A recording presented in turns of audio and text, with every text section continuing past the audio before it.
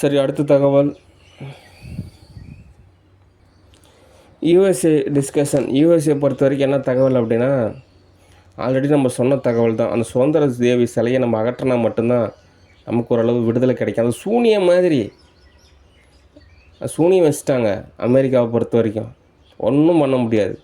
அந்த சூனியத்தை எடுத்தால் மட்டும்தான் விடுதலை கிடைக்கும். விடுதலை என்னென்னா சுதந்திரம் கிடைக்கும். ஓகே, அதனால் ஒரு சுதந்திரமான ஒரு நல்வாழ்வியலுக்கு அந்த சிலையை அகற்றிட்டு என் சிலையை நிறுவனம்.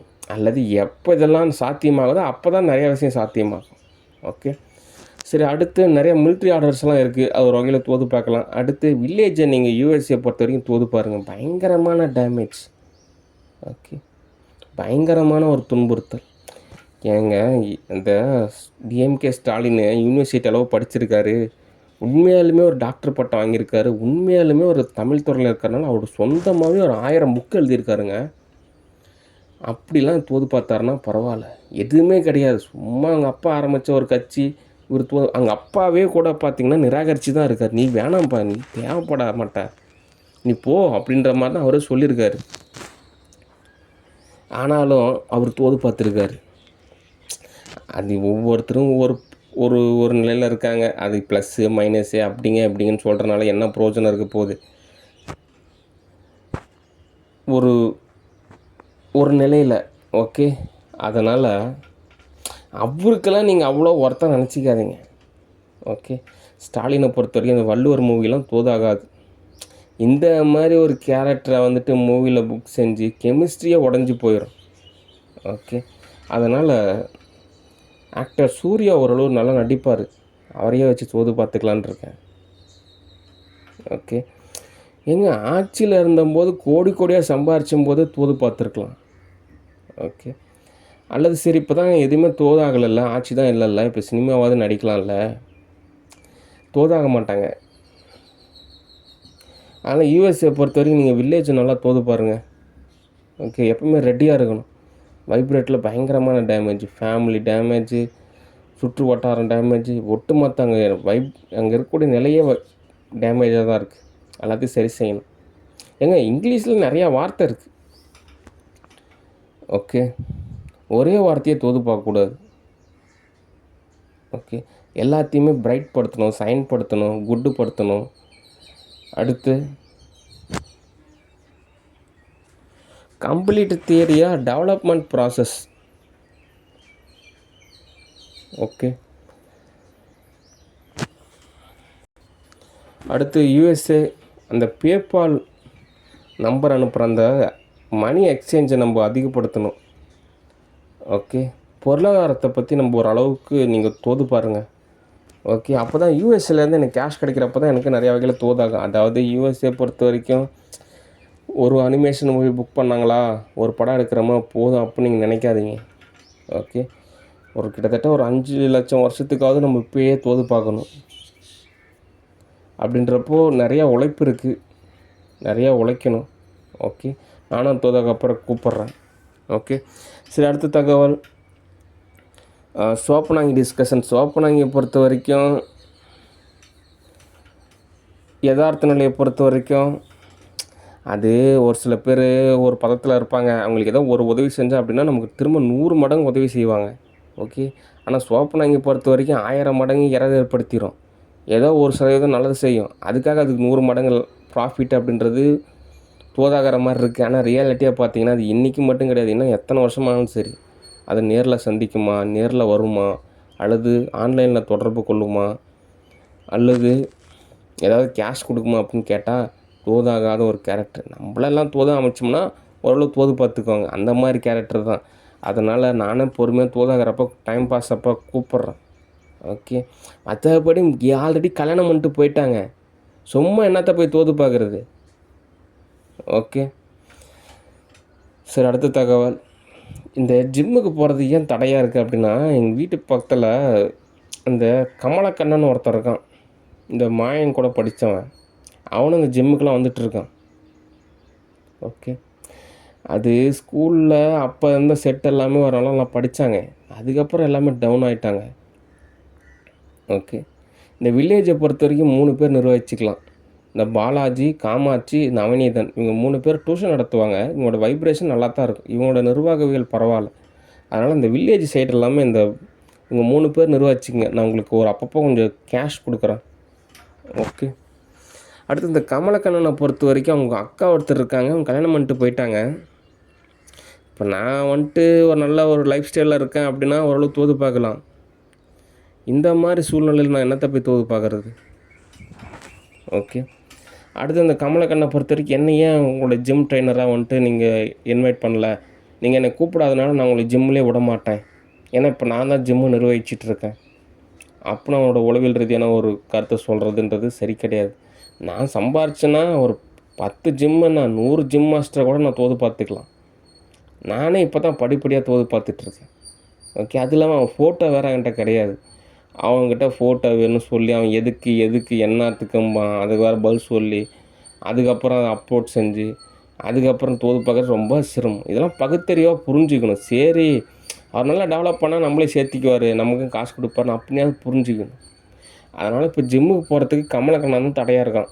அவன் தடை விலகிருச்சு அப்படின்னா சரியா போயிடும். நான் ஓரளவு நல்லா சம்பாரிச்சதுக்கப்புறம் நான் ஒரு வீடு அமைச்சிக்குவேன். அந்த வீட்டிலே ஜிம்மு அமைச்சிக்குவேன். இந்த வீட்டிலே எல்லா வசதியுமே அமைச்சிக்குவேன். அப்போனா தோதாகும். ஓகே.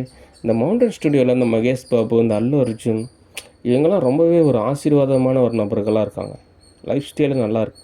அந்த மாதிரியான ஒரு ஃபேமிலி, அந்த மாதிரியான ஒரு லைஃப் ஸ்டைலு, அந்த மாதிரியான ஒரு எக்கனாமி இருந்தால் தான் ரியாலிட்டி லைஃப்பில் நிறைய விஷயம் தோதாகும். மற்றபடி இந்த சோத்துக்கே செத்த ரஜினிகாந்த் மாதிரிலாம் இருந்துக்கிட்டு சிரமம், நிச்சயமாக சிரமம். இவருக்கு முடியலன்றதுக்காக எல்லாருக்குமே முடி இருக்கக்கூடாதுங்க. எனக்கு முடியல அதனால் உங்களுக்கு முடி இருக்கக்கூடாது. என்ன எண்ணம் பாருங்கள். அது அவங்களுக்கே புரியல. அவங்களே தொடர்ச்சியாக ஒரு வளையத்தில் இருப்பாங்க. அது ரொம்ப சௌகரியமாக வளையமாக இருக்கும். அந்த வளையத்தில் பார்த்திங்கன்னா அவங்க தான் ரொம்ப ஒரு உயர்வாக இருப்பாங்க. ஆனால் அந்த வளையத்தை எப்போ தெரியாமல் மீறுவாங்க, அந்த ஆவி இறந்து போனதுக்கப்புறம் அந்த ஆவிகள்னாலும் நரகத்துக்கு போகும். அப்போ தான் உணர்வாங்க, நம்ம சரியான நபரே கிடையாது போல் இருக்கே, நரகத்தில் நமக்கு இவ்வளோ தண்டனை கொடுக்குறாங்க, காப்பாற்ற கூட யாரும் வரமாட்டாங்க போல் இருக்கே. அப்போ தான் அந்த ஆத்மாவானது உணரும். அப்போ உணர்ந்து என்ன பிரயோஜனம்? யார் என்னத்தை போய் காப்பாற்ற முடியும்? அவ்வளோதான். அங்கெல்லாம் போய் காப்பாற்ற முடியாது. நரகத்துக்கு ஒன்ஸ் ஒரு டைம் போயிட்டிங்கன்னா அவ்வளோதான். திரும்பலாம் மீட்காதெல்லாம் ரொம்ப சிரமம். ஓகே. எப்படி ஊர்பட்ட ஃபார்மாலிட்டிஸ்லாம் இருக்குது, அதெல்லாம் சால்வ் பண்ணுறது ரொம்ப சிரமம். ஓகே. ஒருவேளை நீங்கள் நரகத்துலேருந்து தப்பிச்சாலும் அதெல்லாம் சேவாதார டீம் மாதிரி. அதுக்கு மேலே இந்த தேவ ஒளியானவங்க அவங்க ஒரு டீம் வச்சுருக்காங்க. அந்த டீமில் இருந்து தப்பிக்க முடியாது. அதுக்கப்புறம் மேலே போனால் ஒருத்தர் இருக்கார், அவர்கிட்ட தப்பிக்க முடியாது. இன்னும் நிறையா பேர் இருக்காங்க. ஓகே. அதனால் நரகத்துலேருந்தெல்லாம் காப்பாற்றுறதுலாம் நிச்சயமாக சிரமம் தான். அதுக்கு தான் நரகத்துக்கு போகக்கூடாதும்பாங்க, சொர்க்கத்துக்கு போங்க அப்படிம்பாங்க. ஓகே. சரி. அதனால் ஜிம்மை பொறுத்த வரைக்கும் கமலக்கண்ணன் மட்டும் தோது பார்த்தான் அப்படின்னா நம்ம ஓரளவு ஜிம்முக்கு போகலாம். ஓகே. சரி. அடுத்து கம்பெனியை பொறுத்த வரைக்கும் என்ன தகவல் அப்படின்னா, தினந்தோறும் அட்லீஸ்ட் ஒரு 1/2 ஹவராவது நம்ம ஓரளவு கம்பெனியை தோது பார்த்தோம் அப்படின்னா ஒரு வருஷத்துக்கு அப்புறம் நமக்கு நிறைய லாபம் கிடைக்கும். ஓகே. அடுத்து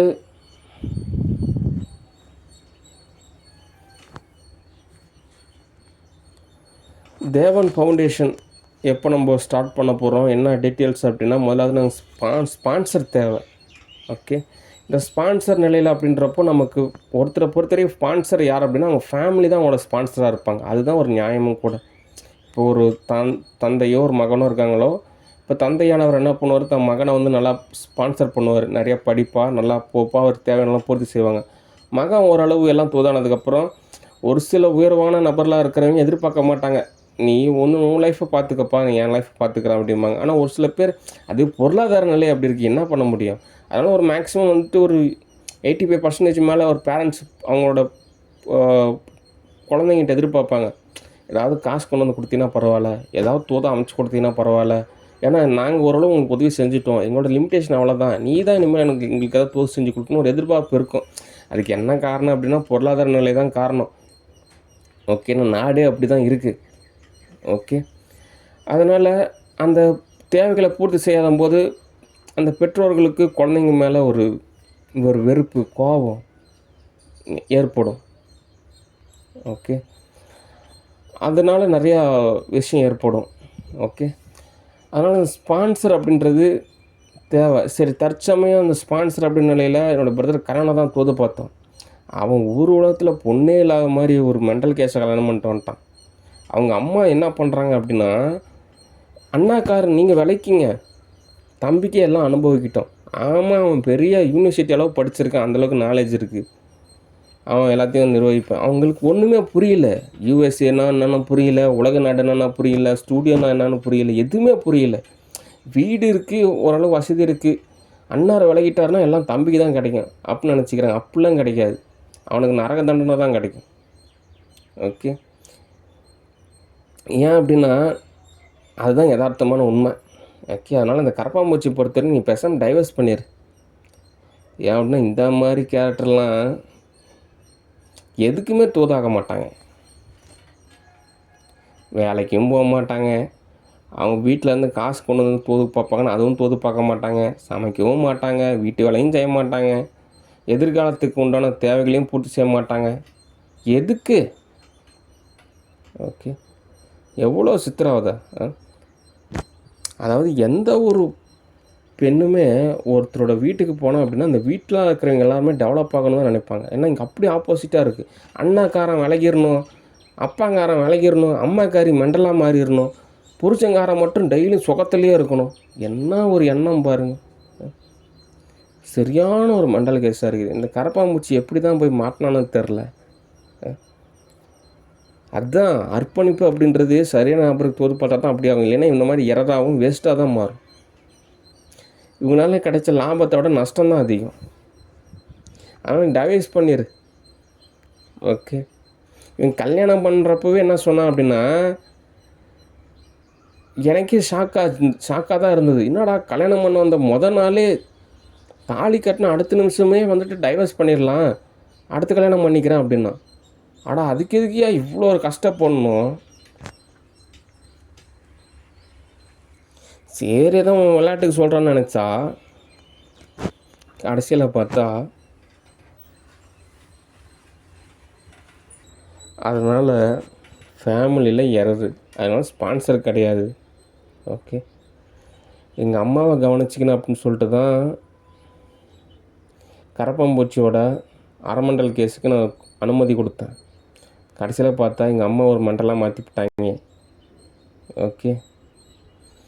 கடையிலே சாப்பிட சொன்னால் கடையில் சம்பாதிக்கிறது கடைக்கே போயிடும், எங்கே போய் சேர்த்து வைக்கிறது? ஓகே. அதனால் கூட்டிகிட்டு வந்த கேரக்டர் சரியே கிடையாது. 5 லட்ச ரூபா நஷ்டம், மன உளைச்சல், வேதனை, பெரிய வேலை பார்த்துட்டான் கரப்பாம்பூச்சி.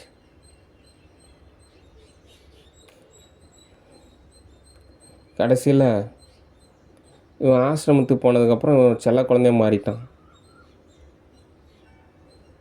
ஒன்றும் தோதாகலை. அதே ஆசிரமத்தை பொறுத்த வரைக்கும் ஒவ்வொருத்தருக்கும் ஒரு பொறுப்பு கொடுப்பாங்க. அவங்க தான் பெரிய நிர்வாகம். வாங்கண்ணா, வணக்கங்கண்ணா, சொல்லுங்கண்ணா, அப்படியே அந்த பொறுப்பெல்லாம் நினைக்கிறப்ப அப்படியே ஒரு மெய்சில் இருக்கும்.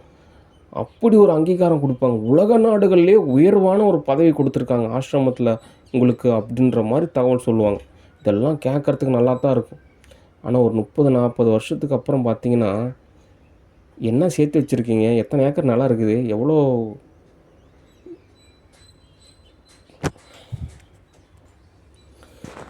காசு இருக்குது அப்படின்னு கேட்டிங்கன்னு வச்சுங்க, ஒரு கொஸ்டினாக தான் இருக்கும்.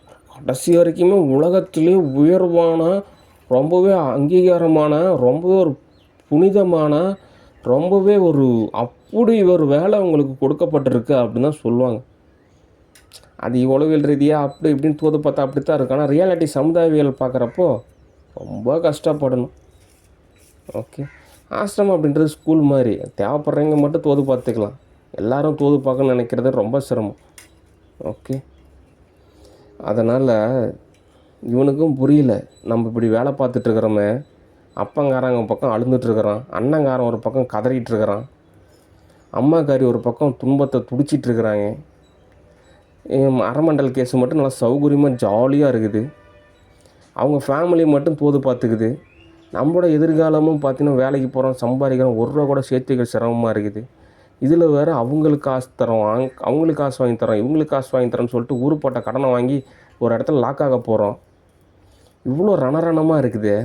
பேசாமல் ஏதாவது ஒரு ப்ரோக்ராம் லாங்குவேஜ் கற்றுக்கிட்டு எப்படியா ஒன்று ஒரு பெங்களூரோ ஒரு மும்பைக்கோ போயிட்டு நம்ம ஆல்ரெடி வேலை பார்த்துருக்கோம்ல, ஒன்றும் இந்த கம்பெனி இல்லைன்னா என்ன, ஏதாவது ஒரு ஐடி கம்பெனியில் வேலைக்கு சேர்ந்துக்கலாம். அதுக்கப்புறம் அண்ணாரை வச்சு தோது பார்த்தோம் அப்படின்னா எப்படி லட்சக்கணக்கில் சம்பளம் வாங்கிக்கலாம். அதுக்கப்புறம் இருக்கிற வீட்டை எடுத்து கட்டிடலாம், அப்பா அம்மா ஓரளவு செட்டில் பண்ணிடலாம், அண்ணனுக்கு ஒரு செல்லு கடை வச்சு கொடுத்துர்லாம். இந்த அரை மண்டல் கேஸுக்கு என்ன 3 வேளை சோறு தங்கறதுக்கு இடம் இருந்தால் இது ஓரளவு தோது பார்த்துக்கலாம். ஓகே. அதுக்கப்புறம் ஒரு வேளை குழந்த அப்படின்றப்போ சரி ஏதோ பேசாமல் ஒன்று தத்து எடுத்துக்கலாம், இல்லைனா இன்னொரு மேரேஜ் பண்ணலாம். அதுக்கு ஒரு வேளை தோதாகலாம் பேசாமல் தத்து எடுத்துக்கலாம், என்ன பண்ணுறது அப்படின்ற மாதிரி தோது பார்த்துக்கலாம். இப்போ நான் சொல்கிறதெல்லாம் ஒரு ரியாலிட்டியான ஒரு ஸ்டேட்டஸு. இப்படிலாம் அவன் நினைக்கவே மாட்டேங்கிறான். ஓகே. இன்றைக்கி நம்ம ஜாலியாக இருக்கிறோமா, ஓகே ஏதோ பிரச்சனையா, சரி ஏதோ கொஞ்சம் சமாளிச்சுக்கலாம், இல்லைன்னா இந்த இருக்குது இந்த அரமண்டல் கேஸ் இது நமக்கு தோது பார்த்து கொடுக்கும் அப்படின்னு நினச்சிக்கிறான். ஆனால் வேதனை தான். ஓகே. ஏன்னா இவனுக்கு அவ்வளோ ஸ்பான்சர் கிடச்சிருக்கு. இந்த ஸ்பான்சர்லாம் வச்சு இவன் ஒழுங்காக வேலை செஞ்சு நல்லா சம்பாரிச்சானா ஊர்லேயே 1 ஏக்கர் நிலம் கூட வாங்கலாம். ஓகே. இப்போ நான் சம்பாரித்தா மட்டும் என்ன பண்ண போகிறேன், ஃபேமிலி ஓரளவு காப்பாற்ற போகிறேன், எங்கள் சொந்த பந்தத்தை காப்பாற்ற போகிறேன், என்னோடய நண்பர்களை காப்பாற்ற போகிறேன், என்னுடைய ஊரை காப்பாற்ற போகிறேன். இதுதான் யதார்த்தமான ஒரு உண்மை. யாராக இருந்தாலும் அப்படி தான் செயல்படுத்த முடியும். ஒரு வேளை வெளிநாட்டுக்கே போனால் கூட அங்கேயும் இதே மாதிரி ஒரு சூழ்நிலை தான் நடக்கும். அங்கே இருக்கக்கூடிய ஒரு ஃபேமிலி, அங்கே இருக்கக்கூடிய ஒரு சுற்று வட்டாரம், அங்கே இருக்கக்கூடிய ஒரு நண்பர்கள், அங்கே இருக்கக்கூடிய நாடு, எங்கே சுற்றினாலும் இந்த பூமியில் சம்பாதிக்கிறது இங்கே தான் செலவு செய்கிற மாதிரி இருக்கும். ஓகே. அதனால் நான் சம்பாதிச்சாலும் அதை தான் செயல்படுத்த போகிறேன். ஓகே. அதில் மாற்று கருத்து அப்படின்றதே கிடையாது. ஆனால் இந்த ஸ்கூல் படிக்கிறப்ப யாரோ ஒரு ஜோசிக்காரன் என்ன சொல்லிட்டான் அப்படின்னா, இந்த மயனோட ஃபேமிலிக்கு தான் சொல்லியிருக்கான், உங்கள் பையன்லாம் உங்களுக்கு சோறு போட மாட்டாங்க, உங்களை காப்பாற்ற மாட்டாங்க அப்படின்னு சொல்லிவிட்டு அப்படியே இவங்க அதையே நம்பிக்கிட்டாங்க. அதை நம்பினது மட்டும் இல்லாமல் ஒரு 10 வருஷத்துக்கு காலையில் எந்திரிச்சாலே போதும் அந்த வார்த்தை தான் சொல்லுவாங்க. இப்படி சொல்லியே கடைசியில் எல்லாம் லாஸ் ஆயிடுச்சு. அவனை படிக்க வைக்கல, சாப்பாடு போடல, துணிமணி வாங்கி கொடுக்கல, எதுக்குமே பயன்படாத மாதிரி மாற்றிவிட்டாங்க. இத்தனைக்கும் அவன்கிட்ட அந்த பொருளை வேற பிடுங்கி விட்டாங்க, எதுவுமே கிடையாதுன்ற மாதிரி அமுச்சு விட்டாங்க. ஒரு ஜோசிகாரன், யாரோ ஒரு ஜோசிகாரன் ஏதோ சொன்னதெல்லாம் நம்பி இந்த கரப்பாம்பூச்சி தோது பார்த்து கடைசியில் அவன் இப்போ நாமத்தை போட்டுட்டு போயிட்டான்.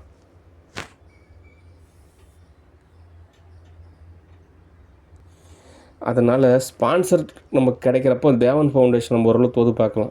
ஓகே. சரி, அடுத்து பெண்ணியல் டிஸ்கஷன். பெண்ணியலோட படைப்பே பார்த்திங்கன்னா அதோட நிலவோட படைப்பு அப்படின்ற மாதிரி தான் இருக்குது. அது ஆரம்பத்திலே பார்த்திங்கன்னா எரர் ஆயிடுச்சு. ஊருப்பட்ட சாபம் ஆணோட பெண்ணுக்கு தான் அதிகமாக இருக்குது. அது ஆரம்பத்தில் எரராக இருந்ததுனால எரரோட கண்டினியூட்டியாக எல்லாமே தோந்தானதுனால பல எரர் ஆகிடுச்சு. ஓகே. அப்படின்றப்போ அவங்களோட இயல்பே அப்படி தான் இருக்குது. ஓகே. அப்படின்றப்போ நம்ம ஓரளவு பதமாக பார்க்கலாம். ஆனால் ஆணோடைய பண்புநிலை அப்படி கிடையாது. ஒரு பெண்ணை வந்து பார்த்திங்கன்னா சீக்கிரமாக மெச்சூரிட்டி ஆகிடுவாங்க. ஆனால் ஒரு ஆண் அப்படின்றவங்க ஒரு சில பேர் தான் ஓரளவு மெச்சூரிட்டி ஆவாங்க. ஒரு சில பேர் ரொம்ப வருஷமாகும். சில பேருக்கு 30 வருஷமாகும், சில பேருக்கு 27 வருஷமாகும், சில பேருக்கு 40 வருஷமாகும், சில பேர் 50 வருஷம் கூட ஆகும். ஆனால் பெண் அப்படின்றவங்க அப்படி கிடையாது. அவங்க வேகமாக வந்துட்டு பார்த்திங்கன்னா மெச்சூரிட்டி ஆகிடுவாங்க. அதனால் அவங்க உணர்வு நிலை எல்லாமே ஒரு ஆண் வந்து சீக்கிரமாக புரிஞ்சுக்குவாருன்னு கேட்டால் ரொம்ப ரிஸ்க்கு. அவங்க என்ன சொல்ல வராங்கன்றதை புரியறதுக்கே ரொம்ப வருஷமாகும். ஏன்னா ஆணோட பாதை வேறு, பெண்ணோட பாதை வேறு. ஓகே. அந்த வகையில் ஸ்கூல் டேஸ்லேருந்தே நிறைய எரர் ஏற்பட்டுருச்சு. அது பெண்ணியலோட உணர்வு நிலையெல்லாம் எப்படி புரியும்? அந்த ஒரு கவர்ச்சி அதெல்லாம் புரியதே பார்த்திங்கன்னா அந்த ஒரு 11வது 12வது அதுக்கப்புறம் இந்த காலேஜ் படிக்கிறப்ப தான் என்ன இதுன்னே புரியும்.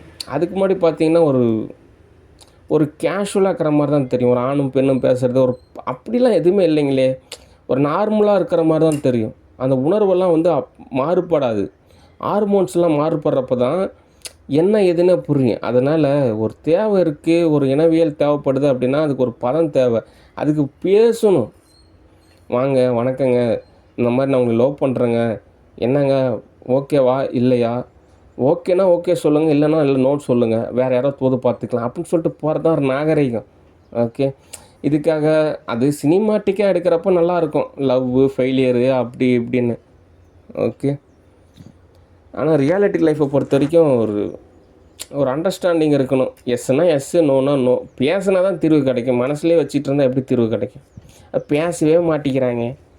எப்படி தீர்வு கிடைக்கும்? ஒரு பெண்ணை பொறுத்த வரைக்கும் ஆணே புரிஞ்சுக்குவாருன்னு எப்படி புரிஞ்சுக்குவார்? சொன்னால் தான் புரியும்.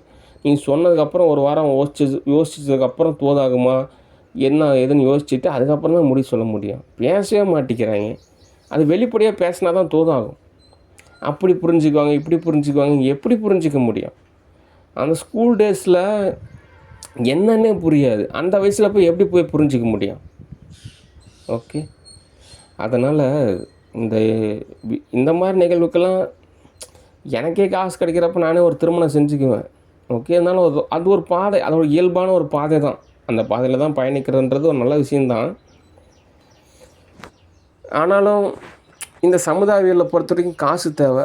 காசு இருந்தால் தான் கல்யாணம். நிறைய செலவு செய்ய வேண்டியது இருக்குது. ஓகே. அதனால் பெரும்பாலும் பார்த்திங்கன்னா ஆண்களில் இருந்து தான் ஸ்பான்சர் எதிர்பார்ப்பாங்க. ஒரு ஆணுக்கிட்ட இவ்வளோ காசு இருக்கா, அவர் ஸ்பான்சர் பண்ணுவார், நான் போது பார்த்துக்கலாம். ஓகே. பெண் தரப்புலேருந்து ஸ்பான்சர் அவங்க வந்துட்டு எல்லாம் காசு செலவு செஞ்சு ஒரு ஆணை இன்வைட் பண்ணுறது ரொம்ப ரேரு. ஓகே. அதாவது 100%ல் 1% அப்படிம்பாங்க. யாரோ ஒரு பெண்ணை வந்து ஒரு பையனுக்கு நேசித்து அந்த பையனுக்கு எல்லா தேவைகளையும் பூர்த்தி செஞ்சு அவருக்கு வந்து இன்வைட் பண்ணுறதுன்றது 100ல் 1% தான். மற்றபடி 99% ஒரு ஆண் தான் வந்து ஒரு பெண்ணுக்கு எல்லா தேவையுமே பூர்த்தி செய்கிற மாதிரி இருக்கிறனால ரொம்ப ரிஸ்க்கு தான். என் நிலையில் நான் பல போராட்டங்களை சந்திச்சிருக்கேன். உலக நாடு பூரா போராட்டம். ஆனாலும் நான் ஒரு டைரக்டராக இப்போ தான் கொஞ்சம் முயற்சி எடுத்துகிட்ருக்கேன். ஓகே.